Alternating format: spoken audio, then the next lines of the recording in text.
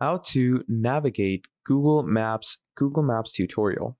Hello everyone, welcome back to another video. I hope you all are doing great and are having an amazing and absolutely incredible day.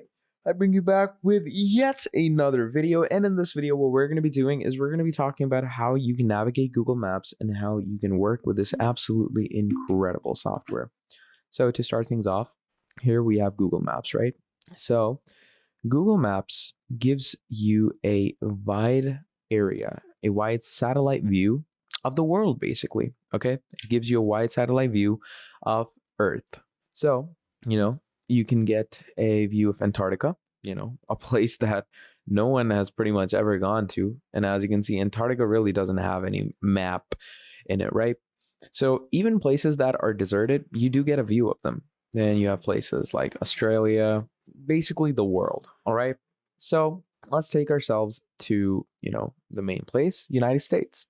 So the first few things that you need to know is you can zoom into any street, any house, any place, whatever you want. So let's say I want to go to this place in Wellsburg. In Wellsburg, I'm going to zoom in and you start getting streets. In those streets you start getting places. So there's the Wellsburg Fire Department, Wellsburg Memorial Building, etc. Now what we're going to want to do to up our game in this is you can actually search different places on maps. So let's say I want to go from Wellsburg to New York. I want to go to the Statue of Liberty. So here I'm going to write Statue of Liberty. Okay. And I'm going to click on this. So there we go, historical landmark. I'm going to go ahead and add a location and add it from Wellsburg. Okay. So you can go from one place to another place like this in a split second with this. So as you can see, it says it's a 6-hour, 30-minute drive, and it's a 1 hour, 30-minute flight. And you can obviously change your own locations as well. Like let's say you're going to tell them that, no, I want to go from here. And it's going to tell you if it's a longer route or if it's a shorter route. So let's say I'm telling them that I want to go from this place. So obviously it's going to tell you that, no, you should take this place because it's a highway. It's going to give you a quicker route. You're going to go straight to the Statue of Liberty, which is obviously straight in the center of New York. Okay. You have your Liberty Park and all. You're going to find it right here. And the fun part about this is, like, if you click on a location, it's going to give you its images. So let's say I want to go to the Flagpole Plaza. It's going to give me its images. I want to go to the Statue of Liberty Museum shop. It's going to give me the images of everything. And then it also gives you the information. It gives you the phone numbers, the main locations, maps, activity. You can add different labels if you want to. It's pretty incredible stuff. Now, moving on, you can also save locations on maps. So, places you want to go to, you can make them private, you can label them and all. So pretty basic standard stuff. And moving on, you can actually download a map if you want to.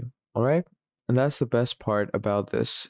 Now, downloading a map, what happens is that if you don't have services or internet or Wi-Fi or AT&T, LTE, whatever, if you don't have that at places, you can actually go ahead and download a map, and that map will keep working for you. So how incredible is that? So basically, those are one of the best things that, Google Maps brings you, apart from, its flawless, distance covering and moving along. Then moving on, you also get the best flight train routes. Like you can switch from car to, cycle, walking distance, flight distance, train distance. You can get all that as well. So let's say I want to go from Ottawa. Okay. I want to go from Ottawa to the Statue of Liberty. So you can also switch the distances. So as you can see, I reverse the starting points. So on car, it says it's 6 hours and 45 minutes. Then on plane, it also gives me the distance where it says it's 4 hours and 10 minutes. And obviously, if you click on plane, you can go ahead and actually search flights that go from Ottawa to, New York. So pretty incredible stuff. And the pretty fun part about this, as I told you previously, is that it gives you all these other places around the Statue of Liberty as well, like restaurants, hotels, bars, coffees, and a whole lot more. And then you can switch to, you have car distance. You can also see if transit goes there. So obviously there wouldn't be a transit from Ottawa to, this section because there's the river between it, and it's pretty much impossible.